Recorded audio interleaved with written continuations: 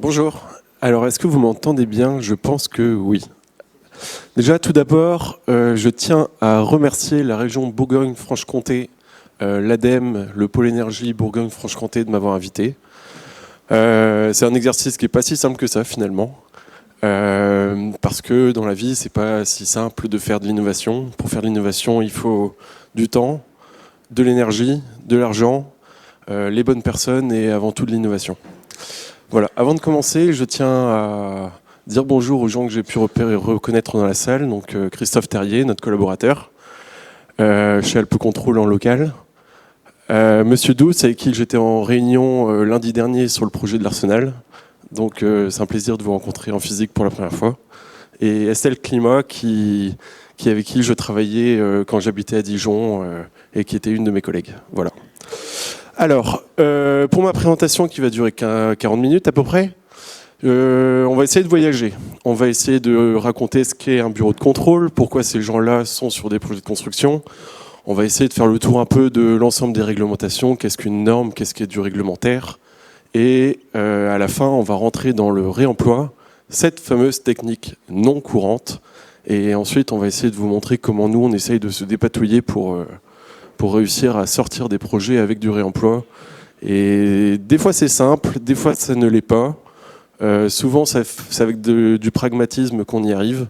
Et quand toutes les planètes s'alignent, et ben finalement, on y arrive. Voilà.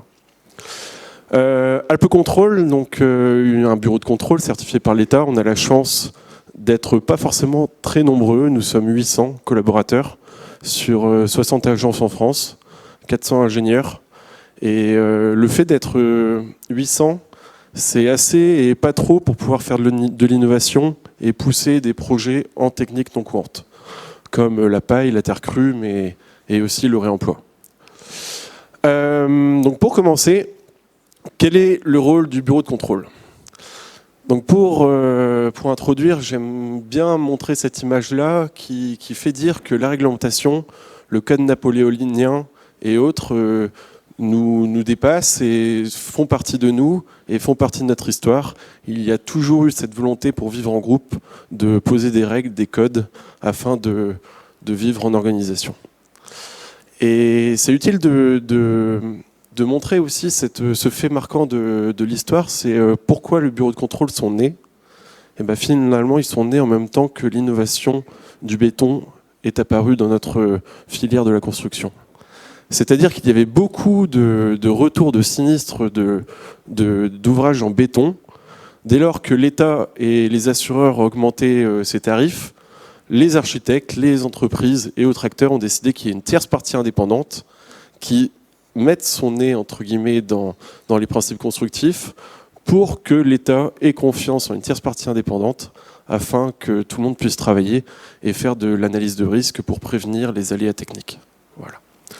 Ensuite, l'époque Freycinet, la standardisation et l'émergence du béton, et l'arrivée justement des contrôleurs techniques qui vont contrôler la solidité des ouvrages pour l'examen des projets et l'inspection des chantiers, mener les études et des recherches pour améliorer les techniques de la construction, être finalement le bras armé de la police globale chantier, en contrepartie pour être une contrepartie préventive à la garantie financière des sinistres pour les assureurs. Voilà. Ensuite vient Monsieur Spinetta, autour de la Seconde Guerre mondiale. Et finalement, on était à une époque où, dès qu'il y avait des sinistres, c'était très difficile de réussir à retrouver son argent ou délibérer qui avait fait une erreur. Et finalement, il fallait attendre des années et des années pour pouvoir réussir à être remboursé ou être accusé ou délibéré sur un sinistre dans la construction. Donc vient alors la loi Spinetta en 1978. Bon, on ne va pas tout lire ensemble, mais finalement, elle liste les articles assez importants dans le cadre du contrôle technique. C'est les articles L125.1, 2, 3, R125.19 et L125.5. Qu'est-ce qu'ils disent, ces articles? Ils disent que le bureau de contrôle doit contribuer à la prévention des aléas techniques. Voilà, ça vient en conséquence de ce que je viens de vous dire tout à l'heure. Ensuite, il dit bien que la responsabilité est limitée à des missions. Libre à chacun de prendre des missions, de solidité des ouvrages, de sécurité des personnes, et en complément peut-être des missions de thermique, d'acoustique, d'accessibilité.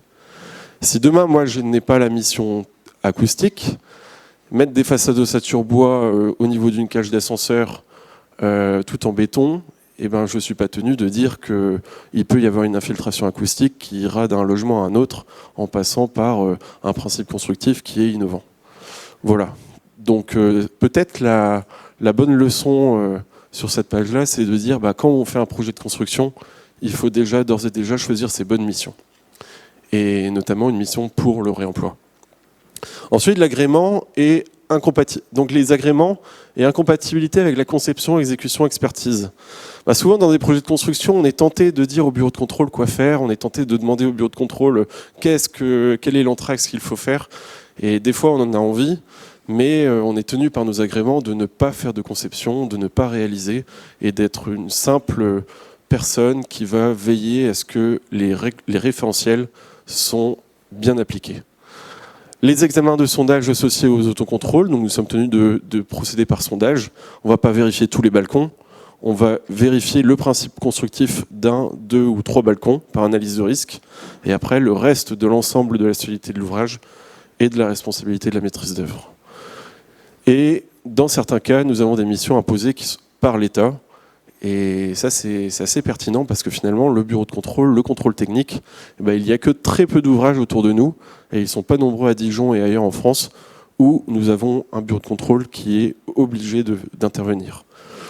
Donc on peut les lister assez rapidement. Donc le premier, c'est les ERP de premier groupe, donc première, deuxième, troisième catégorie.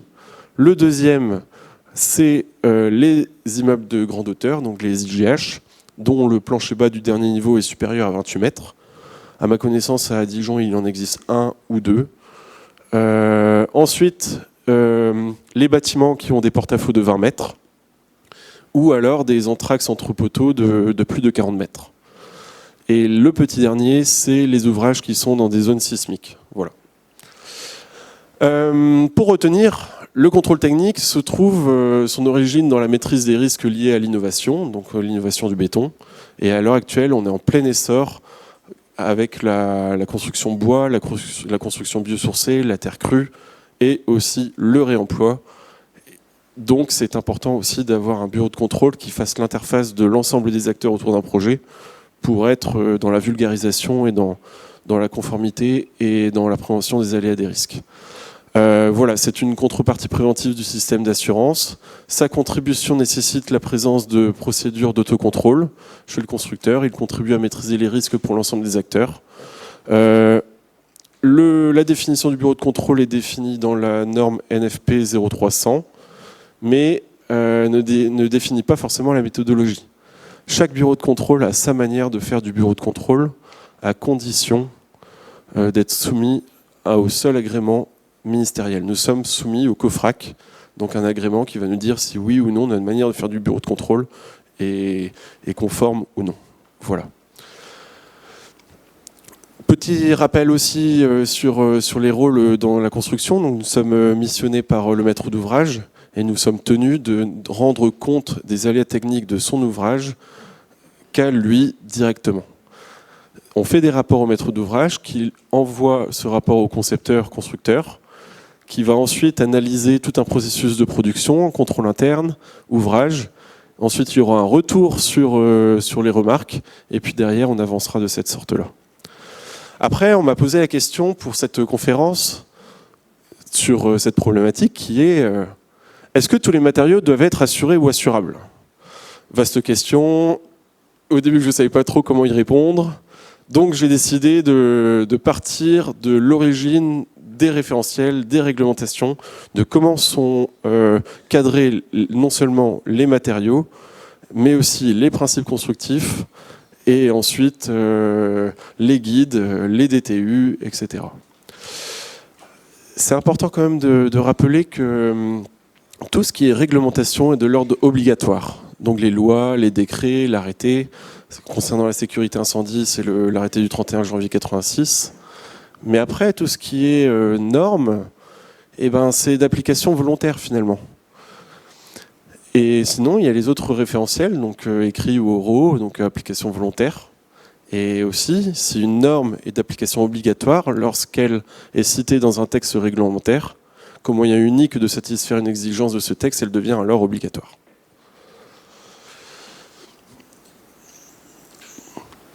Donc on parle souvent, quand on fait de la construction, de résistance au feu. L'arrêté du 31 janvier 86 va demander des stabilités au feu de 15 minutes pour des habitations de première famille, une demi-heure pour les autres. Et finalement, respecter la résistance au feu, résister le coupe-feu, eh ben, c'est des exigences qu'on va demander plus tard pour le réemploi. Si demain je réemploie une porte coupe-feu ou si je réemploie une dalle de faux plafond, eh ben, un PV au feu n'a que d'usage sur son produit neuf. Et dès lors qu'il est utilisé, eh ben, son PV au feu ne vaut plus rien, il est obsolète, mais il peut être une base de réflexion pour une actualisation d'un PV au feu. Ensuite, nous avons des histoires de réaction au feu. Donc, petit exemple parmi plein de points de la réglementation. Si on utilise par exemple de la laine de roche ou si on utilise de l'isolant biosourcé, et ben, il y aura toujours des points de contrôle à vérifier. Et puis, le réemploi donne une complexité supérieure du fait qu'il faut analyser sa durée de vie et comment le matériau il a vécu dans le temps. Et donc c'est toute cette analyse-là qu'on verra tout à l'heure dans la mission Passe Réemploi pour justement se prémunir de tous les risques qu'il puisse avoir avec des matériaux réemployés qui demandent une étude au préalable beaucoup plus sur mesure que des produits neufs qui ont déjà été contrôlés en interne dans les usines. Voilà. Bon, aparté sismique, je pense qu'on va le passer. Et pour le reste, il se retrouve dans un système d'application volontaire. Donc, ce qui nécessite néanmoins quelques approfondissements. Les référentiels techniques, voilà, pour sécuriser son ouvrage. Il y a des référentiels pour les produits, des référentiels pour des principes de conception, et il existe aussi des référentiels pour la réalisation.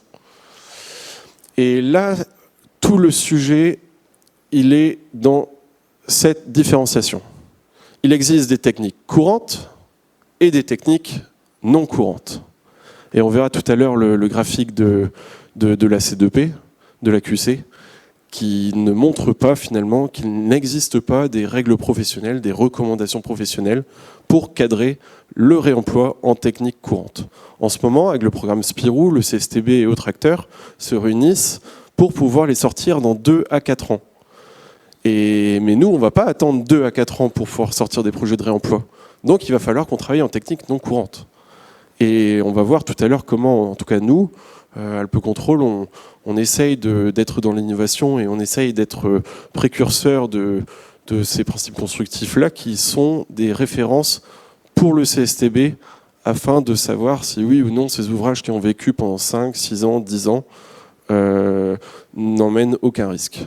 On prend par exemple les règles ProPaille, elles ont été en examen à la C2P pendant quelques années avant d'être en technique courante. Mais il fallait bien qu'il y ait des projets qui sortent. Et toute la problématique actuelle de la construction réside dans le fait que le réemploi est une technique non courante et il faut que tous les acteurs de la construction s'alignent pour pouvoir sortir des projets. Donc, je l'ai brièvement dit tout à l'heure, c'est l'agence qualité construction, donc par l'intermédiaire de la C2P, la commission prévention produits, des produits mis en œuvre, qui statue de savoir si une règle professionnelle est une technique courante, si une ATEX et autres est validée et donc peut être mis sur le marché, ou si oui ou non, une règle professionnelle qui a été écrite par des acteurs spécialistes d'une profession doivent réviser leurs règles pour pouvoir être mis dans la massification de la construction. On le verra tout à l'heure, mais dès qu'il y a 5, 6, 10 personnes qui réfléchissent à un principe constructif, eh ben, ça peut être pertinent de faire une ATEX et que ce soit uniquement ces acteurs-là qui travaillent de cette manière-là. Mais dès lors qu'on fait une technique courante, on lâche dans la nature des principes constructifs qui peuvent être utilisés par bon nombre de personnes. Et c'est là qu'on peut voir qu'il peut y avoir une disparité de l'interprétation des textes pour toute subjectivité d'un projet de construction et que les risques peuvent naître. Voilà, donc tout l'art de réussir à contrôler les manières de faire sur les projets de construction en délimitant bien les techniques courantes et les techniques non courantes qui sont les bases de réflexion de nos assureurs. Les assureurs vont assurer les techniques courantes. Les techniques non courantes ne sont pas forcément assurables. Ou du moins, les assureurs sont en train de se mettre d'actualité et ils sont au fait sur ces questions de réemploi pour savoir si oui ou non on accepte un projet de réemploi et quels matériaux finalement, et on verra tout à l'heure. Donc voilà, petit tour de tous les référentiels. Donc tout ce qui est DTU qui va qui va expliquer les principes de pose d'un produit bien particulier. Donc la menuiserie, le mur, le plancher, le bardage. Ensuite, on aura les recommandations professionnelles RAGE qui vont souvent se concentrer sur les interfaces. Comment intégrer une menuiserie dans un mur ossature bois. Comment faire une toiture jardin, une toiture végétalisée sur un plancher bois ou autre. Et voilà, ce sont des recommandations professionnelles qui vont se concentrer sur des principes constructifs, sur les interfaces entre les ouvrages. Il y aura les ATEX de K, KB, KC validés, les règles professionnelles validées par la C2P, et ainsi de suite. On verra que le réemploi est bien dans les techniques non courantes, et ça demande beaucoup plus de réflexion et beaucoup plus de préparation au préalable pour justement sortir ces techniques non courantes des textes pour qu'ils soient bien intégrés dans des ouvrages. Donc voilà, le tableau que je voulais que je vous ai parlé tout à l'heure et qu'il faut vraiment être au fait sur ce tableau-là, c'est celui-ci. C'est le tableau dont la C2P organise toute sa réflexion. Il y aura les normes, les recommandations professionnelles, les règles professionnelles. Les normes, les recommandations professionnelles sont des techniques courantes. Et le C2P va analyser par exemple les règles professionnelles pour qu'elles soient mises en technique courante ou alors non examinées ou non acceptées. Et vice-versa, les avis techniques, les DTA et autres référentiels de produits qui vont peut-être aller un peu plus loin que la norme et qui ont besoin d'avoir un avis technique. Bon, là je vais passer assez rapidement sur ces questions-là, mais comment on peut retrouver les textes ? Les référentiels sont globalement sur un site comme Batipedia, qui est tenu par le CSTB, bon, qui est payant, mais qui est la base, la bibliothèque de tous les référentiels qui sont actualisés au jour le jour. Si on va, par exemple, rechercher les recommandations professionnelles RAGE, elles sont sur le site Pacte, qui est gratuit, et sur lesquels on peut le télécharger et puis l'utiliser comme référentiel. Et intéressant de dire aussi que, et puis, parce qu'en fait ils l'ont mal dessiné, ou du moins ils l'ont mal mis en forme, c'est qu'il y a une grande différence entre les recommandations professionnelles et les règles professionnelles. Les recommandations professionnelles sont des techniques courantes, les règles professionnelles RAGE ne sont pas forcément des techniques courantes. Voilà, bon, petit rappel. Tout ce qui est ATEC, donc avis technique, DTA, donc ce sont des entreprises qui veulent perfectionner un produit et le placer en technique courante et le mettre sur le marché. Il faut qu'ils puissent avoir un avis technique qui a une durée limitée dans le temps, qui va être validé par le CSTB. Donc pour trouver les avis techniques qui sont actualisés, c'est sur le site du CSTB qu'on va rechercher justement le référentiel avec le domaine d'emploi, le principe de pose et autres points de vérification qui fera qu'on pourra le mettre en œuvre sur les projets pour qu'il y ait une bonne maîtrise du matériau, pour qu'il n'y ait pas de sinistre justement derrière. Petit point aussi sur les ATEX, parce que finalement, c'est ce qui pourrait se faire.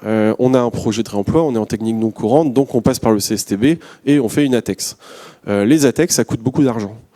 Pour faire par exemple une ATEX sur une façade, ça coûte 80 000 €. Ça va coûter par exemple faire des essais, ça va coûter 20 000 € de faire une façade in situ. Ça va coûter 30 000 € à un bureau d'études spécialisé pour faire tout le dossier. et puis le CSTB va demander entre 5, 10, 15 000 euros, je ne sais pas, pour pouvoir examiner le projet. C'est lourd. Souvent, quand on parle de réemploi, eh ben, on n'a pas forcément tout cet argent-là. Et toute l'étude va, entre guillemets, manger la marge de la motivation du réemploi, qui est un matériau qui est pas cher et qui fait que le réemploi, des fois, ça devient beaucoup plus cher qu'un produit neuf, parce qu'il y a toute l'étude et puis le temps que X personnes passent à valider ou non un principe constructif, et je l'accorde, ça peut être très très lourd.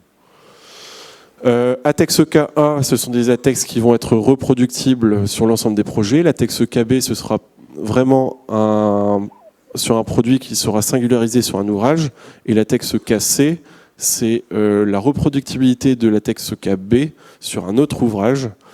Donc voilà, c'est une manière de réfléchir, c'est une manière de fonctionner ensemble en groupe pour pouvoir valider les principes constructifs. Maintenant, quelle mission spécifique pour confier au bureau de contrôle? Comme j'ai pu vous expliquer tout à l'heure, le bureau de contrôle, c'est obligatoire que pour certains cas. Et quand on a un bureau de contrôle, on a des missions qui sont obligatoires et d'autres qui sont complémentaires. Les missions obligatoires, ce sont lesquelles? Solidité de l'ouvrage, sécurité des personnes. Le reste, c'est optionnel. Thermique, acoustique, attestation handicapée, etc. Et donc pour faire des techniques non courantes, et ben, en tout cas, tous les bureaux de contrôle ont leur propre manière de gérer cette gestion-là. J'ai des confrères qui attendent peut-être que les règles professionnelles ou recommandations professionnelles sortent pour pouvoir accepter ces manières de faire là sur leur ouvrage. Et en comprenant un peu leur logique, je peux les comprendre parce qu'ils sont beaucoup plus grands, ils sont beaucoup plus nombreux et ils ont beaucoup plus d'autres problématiques que d'autres bureaux de contrôle. Et nous, à Alpe Control, finalement, du fait qu'on soit plus petit peut-être, ou du moins qu'on ait cette envie-là finalement de pousser des projets innovants, et on a créé une mission PCS, prestation complémentaire à une mission, donc prestation complémentaire spécifique à une mission solidité en technique non courante. Ça ne se substitue pas à une ATEX.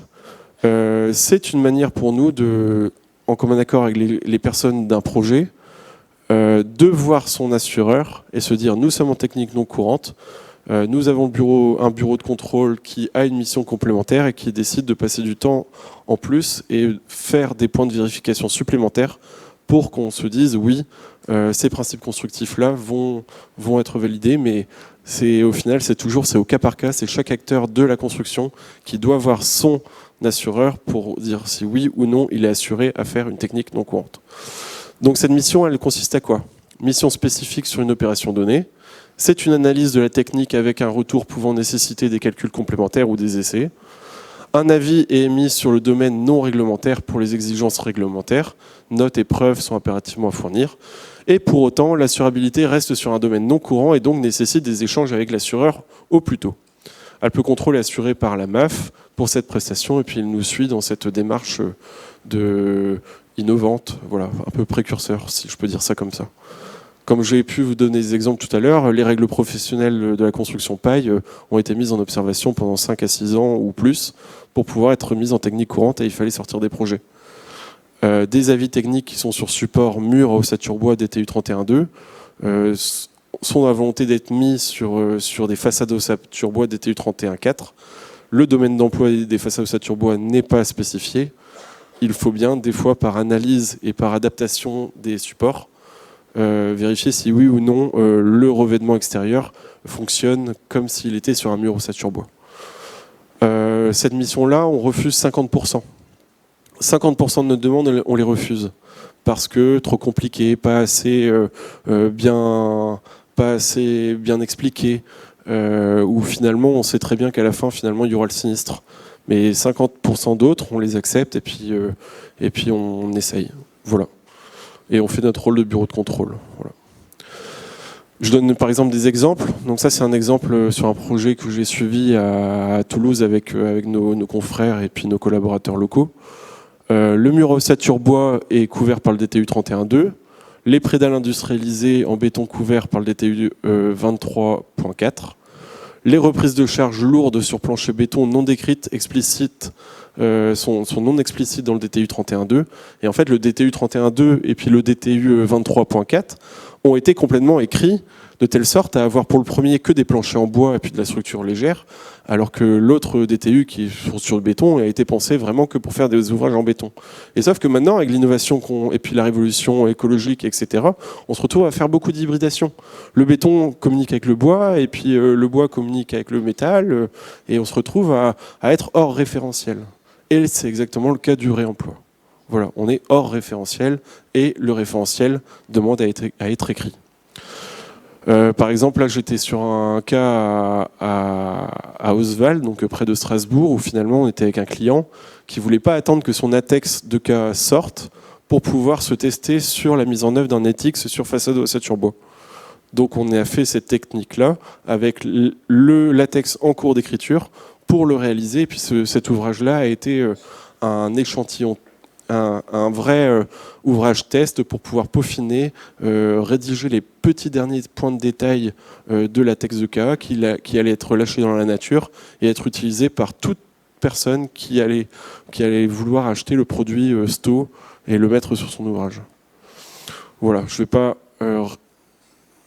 Et donc, voilà, j'ai essayé de faire rapide pour vous expliquer un peu le contexte de techniques courantes, non courantes, etc. Et puis en fait, à Alpes Control, on s'est dit, la mission PCS, qui est ici, est assez large en fait. Elle va être une mission complémentaire en techniques non courantes pour des planchers, des façades, pour tout type de techniques non courantes. Et puis vu l'émergence du réemploi, eh ben, on a voulu sortir une mission complémentaire spécialisée, uniquement spécialisée pour le réemploi. Voilà, pour qu'on puisse savoir de quoi on parle. Toute la difficulté du passe-réemploi de cette mission, c'était de se dire qu'il y allait avoir le même traitement de cette mission passe-réemploi partout en France. Qu'on soit à Strasbourg, à Paris, à Dijon ou à Brest ou ailleurs, qu'on ait le même traitement sur tous les matériaux. Donc là, la difficulté, c'était de rassembler les personnes qui étaient au fait sur toutes ces questions-là. Donc le directeur technique et qualité, François Genet, mon responsable François, qui est le responsable du pôle d'activité nationale bois et mètre biosourcé, Frédéric Pacalé, le directeur technique du métier CTC, et moi j'ai arrivé un peu en seconde ligne pour être l'interlocuteur avec les chargés d'affaires expérimentés en local. Voilà. Donc, contexte général, on le connaît tous, ce contexte général. Loi énergie-climat, code de l'environnement, RE 2020, le réemploi est poussé par nos acteurs, nos politiques, etc. pour pouvoir décarboner nos projets de construction. Il y a une pénurie mondiale de certains matériaux, il y a une flambée du prix de matières premières, et pourtant des acteurs en difficulté pour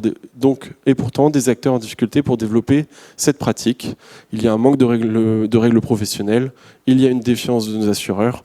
On a plein d'idées, on a plein d'intentions, les projets ne sortent pas. Donc finalement, ce schéma-là, tout le monde le connaît. Voilà. Qu'est-ce que du réemploi? Qu'est-ce que de la réutilisation? Qu'est-ce que du recyclage? On peut essayer avec un déchet de faire de la réutilisation, donc du détournement d'usage. Une porte peut devenir une table, une tuile peut devenir un vase, j'en sais rien, ou une œuvre d'art. Mais finalement, pour faire du réemploi et pour que les produits de réemploi restent dans leur référentiel, que j'ai expliqué tout à l'heure, il faut qu'une table reste une table, il faut qu'un chevron reste un chevron, et il faut qu'une menuiserie reste sur une menuiserie pour qu'on puisse faire nos avis sur les référentiels du produit neuf.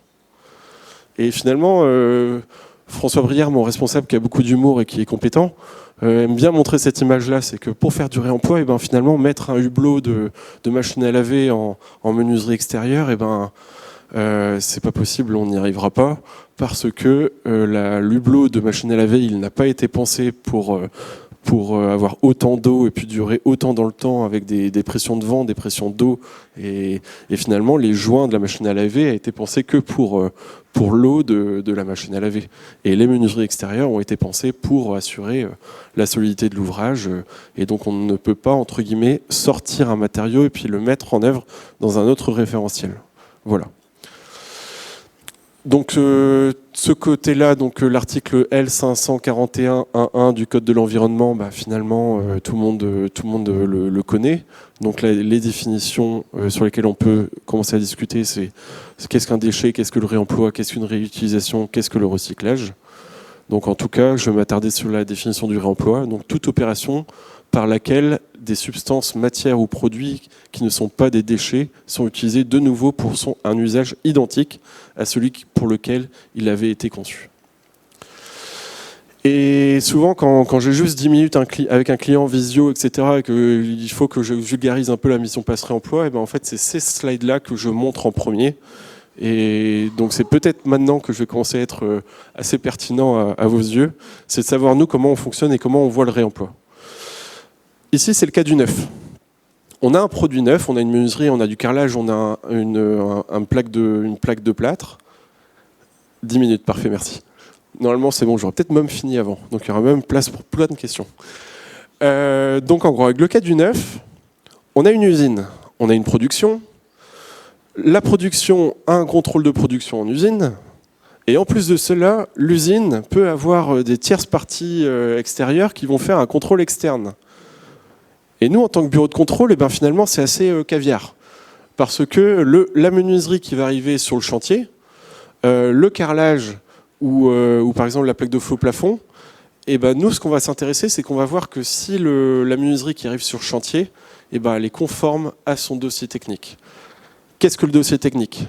C'est les performances AEV d'une menuiserie, c'est le classement UPEC d'un parquet ou d'un carrelage, c'est la réaction au feu. C'est la réaction au feu d'une porte coupe-feu, c'est la réaction au feu d'une plaque de plâtre.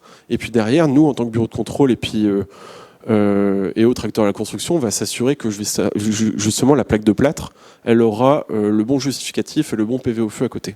Si on prend un plancher bois-béton, il faudra qu'il y ait l'appréciation de laboratoire coupe-feu 1 heure, coupe-feu 1 demi-heure, qui va avec le plancher bois-béton qui arrive sur l'ouvrage. Et là, en fait, nous, on réfléchit, on se dit, mais en fait, on est dans ce cas-là dans le réemploi. Et là, ça commence à être un peu plus compliqué. Parce qu'on a un gisement, on a une palette avec des WC, avec des rails de chemin de câble, on a des menuiseries, on a des poteaux. On n'a plus de contrôle en production en usine parce que finalement il n'y a pas d'usine. Le matériau on l'a sorti d'un ouvrage existant qu'on a déconstruit. Il y a plus de contrôle externe et on se retrouve souvent avec un produit qui n'a plus son dossier technique ou qui a en partie son dossier technique où finalement il manque des informations pour nous en tant que bureau de contrôle, mais ça devrait être la même réflexion pour l'ensemble des acteurs de la construction. C'est qu'il nous manque quand même des informations pour nous dire si ce matériau-là peut être mis en œuvre dans notre chantier. C'est-à-dire qu'à Paris, on avait mis des briques de terre cuite sur un ouvrage. Si j'avais eu des essais de compression, si j'avais eu des essais de gel-dégel, si j'avais su où était mis l'ouvrage, si les briques qui avaient été déconstruites avaient été mises à l'intérieur ou à l'extérieur, soumises aux intempéries, si elles avaient été soumises à un environnement chimique, peut-être que je me serais dédouané de refaire des essais de compression sur la base des normes du neuf. Peut-être que je me serais dédouané de faire des essais de gel-dégel parce que je ne sais pas si la brique a longtemps vécu, si elle a 5 ans, si elle a 10 ans, si elle a 150 ans ou si elle a 300 ans. Et donc, pour refaire des essais sur la base des normes du neuf, c'est se dire que la brique de réemploi a les mêmes caractéristiques qu'on lui demande dès qu'elle est neuve. Et une fois qu'on a validé, qu'on a fait un dossier technique béton pour nous dire que le matériau réemployé réussira à être conforme à toutes les réglementations et être aussi performante que les normes sur lesquelles elles régissent, finalement on arrivera à faire un ouvrage et en réemploi et sans sinistre. Et nous, finalement, Alpe Control, c'est là où on arrive sur ce marché de construction, c'est qu'on se dit, nous, on ne peut pas faire de conception, c'est pas nous qui montons le dossier, mais finalement, on veut bien être un bureau de contrôle qui passe un peu plus de temps que d'habitude pour étudier ce dossier-là qui est réalisé par un requalificateur. Et ensuite, on accompagne le qualificateur avec des avis suspendus, des avis favorables, des avis défavorables pour dire oui ou non, vous avez bien monté ce dossier-là et vous avez bien requalifié votre produit pour qu'ensuite il soit conforme au cas par cas de votre projet. Et c'est pour ça qu'on vend cette mission passe-réemploi, c'est qu'on passe beaucoup de temps en avant-projet pour dire si oui ou non ce matériau il va être conforme, pas conforme, solide, pas solide. Voilà. Donc il a pour but de faciliter à tous les niveaux l'acceptabilité, de contribuer donc constituer le maillon manquant afin d'installer un lien de confiance technique entre tous les acteurs. Enfin, en tout cas, on essaye. Et on a fait peut-être une erreur. C'est pas une erreur, mais on s'est essayé, on s'est un peu foiré. C'est-à-dire qu'en fait, à la base, notre passe-réemploi, c'était un passe-réemploi gisement. Et on voulait accompagner toutes les ressourceries. On voulait accompagner les produits indépendamment de l'ouvrage dans lequel il allait être mis en place. Mais on s'est avéré à être assez compliqué parce que finalement, les ressourceries et autres avaient une grande majorité de leur chiffre d'affaires qui allait chez le particulier, chez les habitations de première famille, qui ont des réglementations qui sont beaucoup plus légères que des habitations de troisième famille, des ERP de premier groupe. Et finalement, c'est là ce qui est compliqué à comprendre, c'est que, et puis on a ce cas-là à Arsenal, c'est que si le radiateur en fonte qu'on a voulu réemployer était mis dans un projet d'habitation, on s'en serait foutu entre guillemets s'il avait un marquage CE, un marquage NF. Et finalement, comme on était dans un ERP et qu'il y a l'article CH2 qui nous dit qu'il faut que le radiateur et autres produits soient tous sous marquage CE, et ben manque de bol, on avait un radiateur qui avait un marquage NF. Et donc c'est toute cette complexité-là qui fait que on peut standardiser le réemploi, mais au final, il y aura toujours du cas par cas en fonction de si l'ouvrage il est au bord de mer, s'il est dans une zone sismique, s'il est dans un IGH, s'il est dans une petite habitation, ou s'il est dans un emplacement où on doit avoir une porte coupe-feu, ou alors c'est juste une porte qui ne demande juste qu'à être ouverte. Donc après, on s'est adapté, puis on s'est dit, on met de côté un peu ce passe réemploi gisement, et puis là, on s'intéresse vraiment que au passe réemploi des projets de construction, et ça devient une mission complémentaire au contrôle technique pour pouvoir suivre des matériaux de réemploi où on sait d'ores et déjà leur finalité, leur ouvrage, et toute la singularité des réglementations. Donc, ça, je vais passer rapidement, mais en gros, globalement, qu'est-ce qu'on fait pour essayer de faciliter l'ensemble des acteurs d'un projet, c'est que dès le début, on alerte sur les impossibilités, les degrés de difficulté et la facilité de réemploi. C'est-à-dire qu'il y a des projets où finalement on n'aura que trois projets de réemploi. On aura un garde-corps, on va avoir un carrelage et puis on va avoir un rail de plaques de plâtre. Et d'autres projets où finalement ils arrivent avec une liste de 40 produits de réemploi. Et le but dès le début, c'est de dire ça, c'est défavorable. Une menuiserie extérieure, on est dans l'incapacité de savoir si oui ou non elle va durer dans le temps et si elle aura ses performances d'étanchéité adéquates. On va dire par exemple un WC, c'est complètement facile, on n'aura pas un dossier technique de requalification très étoffé. Un simple diagnostic existant et une traçabilité du produit nous fera dire que oui, vous pouvez le remettre. Mais par contre, si on va sur une charpente bois ou si on va sur un parement de marbre, etc., qu'on verra tout à l'heure, ça peut être beaucoup plus compliqué. Et on va travailler beaucoup plus main dans la main avec les équipes de maîtrise d'œuvre pour dire si oui ou non on accepte ou on n'accepte pas, si ce matériau-là il est bon ou il n'est pas bon. Ensuite, on va s'assurer... donc on va essayer de dire aux acteurs quels sont les niveaux de performance et quels sont les documents qu'il faut réussir à rassembler dans le dossier technique pour qu'on puisse vous donner un passe réemploi puis vous valider la réemployabilité de ce matériau dans l'exécution. On va s'assurer en phase RICT qu'il y a bien un acteur qui fait la requalification.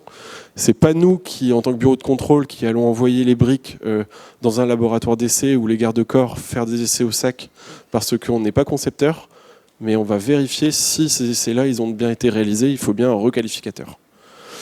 Donc on essaye de travailler le plus en amont possible pour dire si oui ou non le projet est dans le vrai, et si oui il y a un requalificateur, et si oui il a pris en compte toutes les mesures et tous les actes en avant-projet qu'il doit réaliser.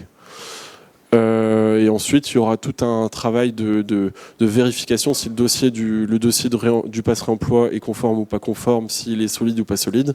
Et ensuite on va mettre un avis favorable sur le principe de pause.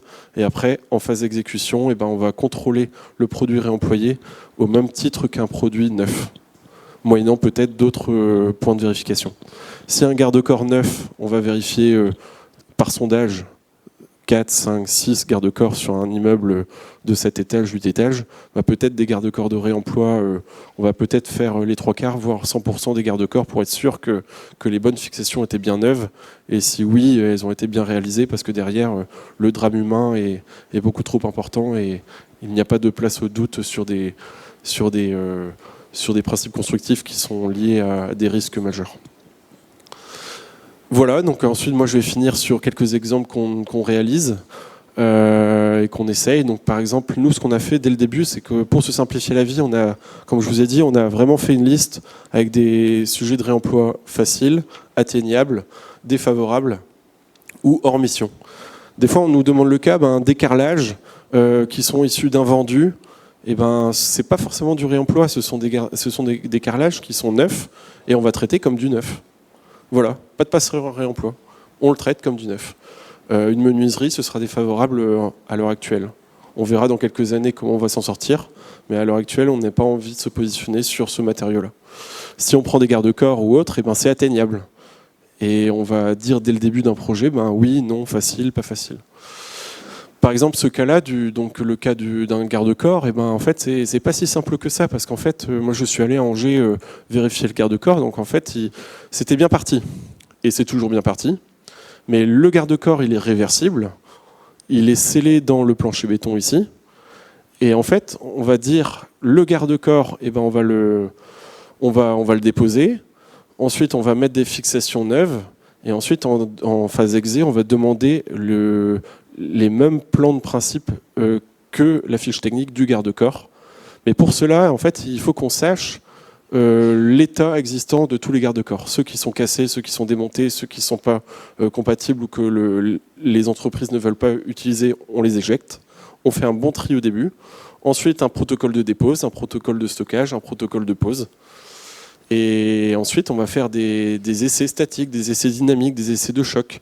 Et là, la complexité, c'est qu'en phase avant-projet, on a l'intention de faire des essais avec des tailles exé et sur le garde-corps le plus défavorable pour que ensuite la dépose de l'ensemble des autres garde-corps soit plus favorable que le garde-corps qui a été mis à l'essai.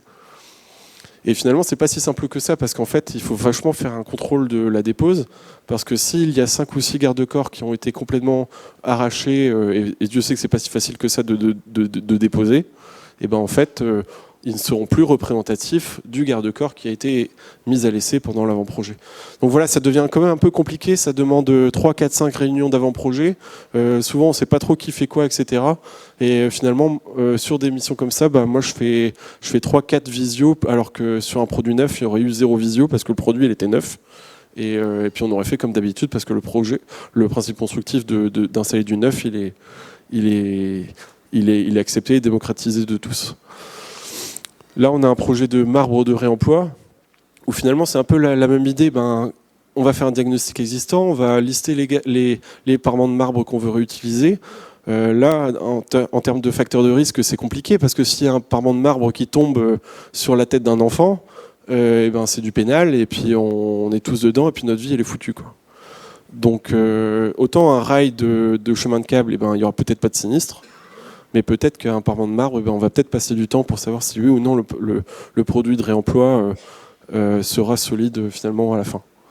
Donc protocole de pose, protocole de dépose. Là, on avait trouvé une manière assez intelligente de faire les choses, c'est qu'en fait, il était fixé sur la partie haute et sur la partie basse. Et quand on va déposer, en fait, c'est scellé, c'est irréversible. Donc d'ores et déjà, quand ils vont déposer le parement, et en fait, ils vont éclater une partie du parement ici.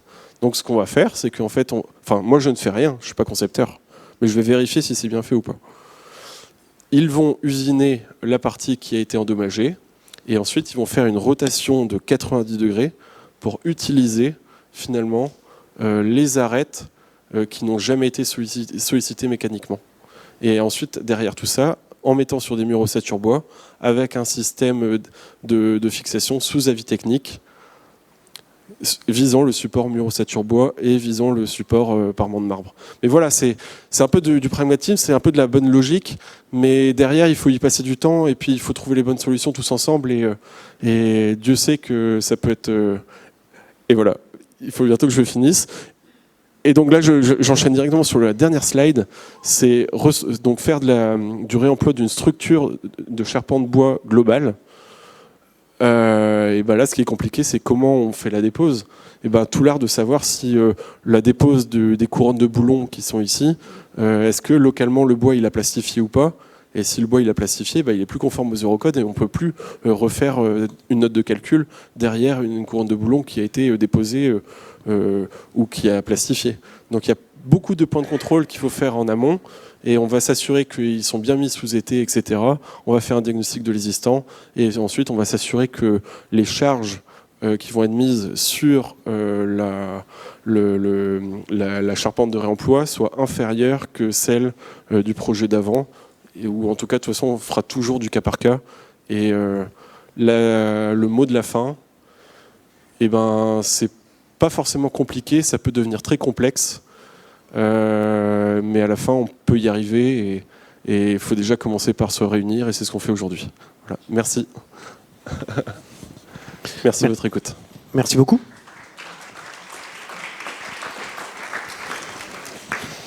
Alors je sais que les appétits commencent à tirailler certains d'entre nous, mais est-ce que certains ont des questions? Alors, on va commencer par la personne au fond. Vous m'entendez? Oui. Donc c'est Monsieur Roux, moi je suis directeur de travaux réhabilitation chez FH Construction, donc vraiment dans le côté sur site, quoi, sur terrain.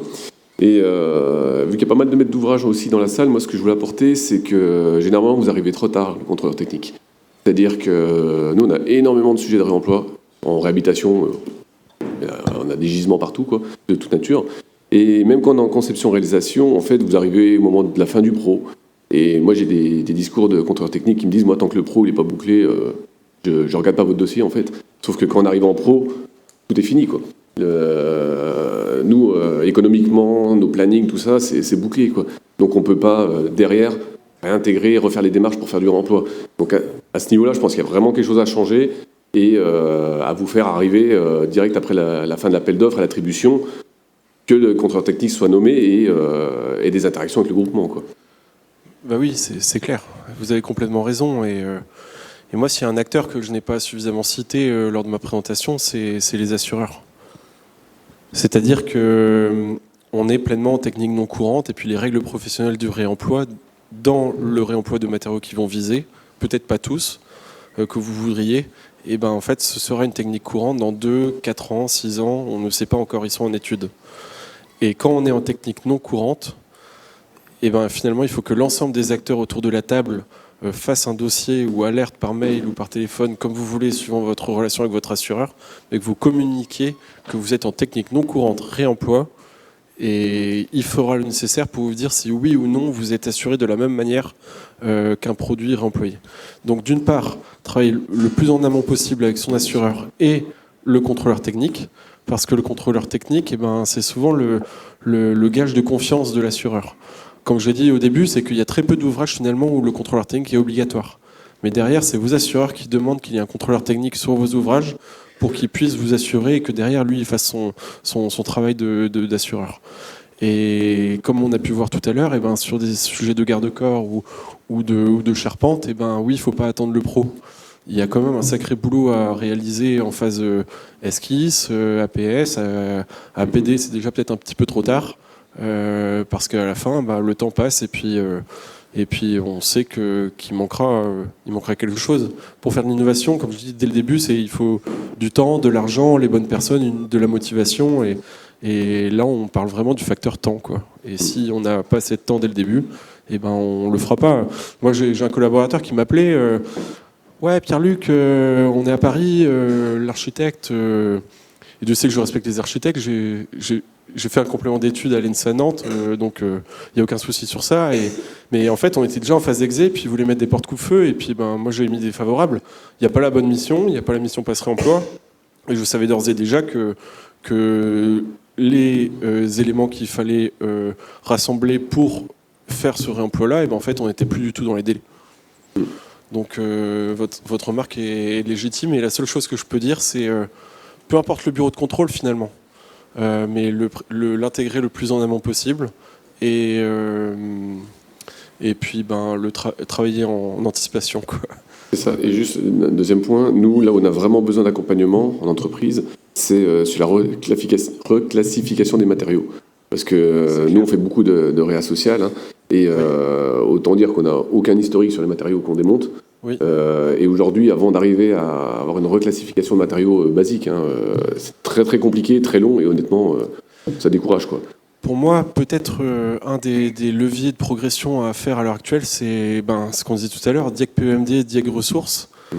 Plus le DIAC PEMD et plus le DIAC ressources aura béton, aura le plus d'informations possible, et on aura une traçabilité la plus complète possible, et plus derrière le contrôleur technique qui étudiera tous ces éléments-là dira allez go, on y va, votre dossier il est complet, plus que complet qu'il le faudrait, et on y va, on perd pas de temps. Et moi, honnêtement, en toute sincérité, je bouffe tous mes honoraires en avant-projet parce que je fais 4 visios, 2 d'une. Mais j'en veux à personne, c'est qu'on fait de l'innovation et puis tout le monde doit prendre le temps de comprendre comment fonctionnent les choses et dans nos métiers, on n'a pas le temps. Il y avait une personne derrière aussi qui avait une... Bonjour, Quentin Batic du bureau d'études TQCA, bureau d'études bois. J'avais une question principalement sur le bois et la réutilisation du bois dans un bâtiment. On sait que le bois il est facilement transformable par les entreprises. Est-ce que juste requalifier la qualité du bois et après un usinage, si on utilise par exemple des arbalétriers qu'on les refend pour en faire des chevrons, est-ce qu'on est dans le cadre d'un réemploi ou d'une réutilisation ? Alors là, c'est super intéressant parce qu'en fait, autant tout à l'heure, j'étais un peu strict en disant il y a le réemploi, il y a la réutilisation, il y a les déchets, etc. Et il y a des exceptions comme le bois. Et finalement, le bois, ça vise un matériau intrinsèque. Et on a le cas, par exemple, sur le projet de l'Arsenal, où finalement des chevrons, on les a validés en tasseau intérieur de parement intérieur, parce que finalement du bois ça reste du bois et moyennant une transformation, derrière il arrive à être favorable à la réglementation qui lui impose. Mais souvent, dans nos principes constructifs, on est sur de la technologie. Une menuiserie, finalement, elle a très peu de souplesse. On prend par exemple un plancher ou du béton, finalement il y a très peu de réversibilité dans nos matériaux et de souplesse. Il y en a quelques-uns qui réussissent à être dans 2 référentiels à la fois. Donc, il était régi d'un premier référentiel dans sa première vie. Il peut se transférer dans son deuxième référentiel ensuite. Mais ils sont rares ces cas-là. Et dans ton cas que tu dis, oui, moyennant un déclassement de la caractéristique mécanique du bois, peut-être dans le calcul de structure, on mettra des points de contrôle plus importants. Puis en toute intelligence, on arrivera à bien travailler. Mais le réemploi, ça existe depuis l'Antiquité. L'homme de Néandertal et compagnie, il bougeait tous les jours pour ne pas se faire attaquer et il le faisait, mais sauf que derrière, s'il y avait un sinistre sur leur ouvrage, ils n'étaient pas remboursés et c'est le choix de notre civilisation à l'heure actuelle, de la multiplicité des acteurs et c'est comme toute société, on peut aller vivre dans la nature, mais on fait le choix de vivre en société et puis de vivre avec nos propres règles. Ouais. Alors, on a encore quelques questions. Et comme il y a plusieurs personnes, si vous pouvez faire des questions courtes et des réponses un peu courtes aussi, ça serait bien. Allez-y.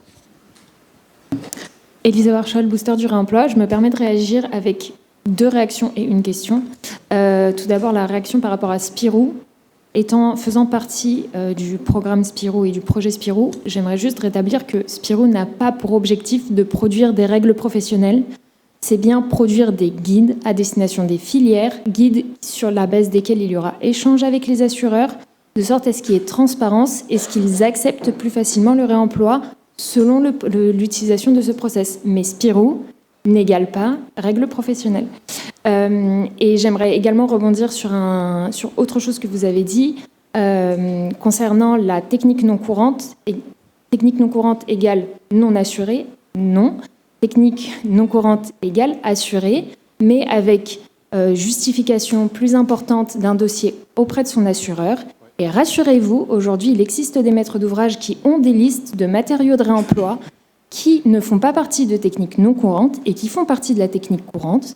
et sur lesquels il n'y a pas de sujet et où ça se passe très bien. Et on a même des maîtres d'ouvrage qui ont des ambitions beaucoup plus importantes sur le réemploi et qui ont réussi à faire passer des matériaux plus complexes de la technique non courante à la technique courante en validant un processus de requalification et de certification de mise en œuvre qui rassure suffisamment les assureurs pour que cela passe en technique courante sans qu'il y ait de sujet. Et il y a également des maîtres d'ouvrage qui, dans le cadre de leur assurance, ont le réemploi en tant que technique courante. Donc je vous invite à vous rapprocher de votre pôle assurance, pôle juridique, qui seront plus à même de vous indiquer quel est le cadre et la couverture dont vous bénéficiez aujourd'hui et peut-être bien intégrer le réemploi demain dans le cadre de vos futures consultations d'assureurs ou courtiers en assurance.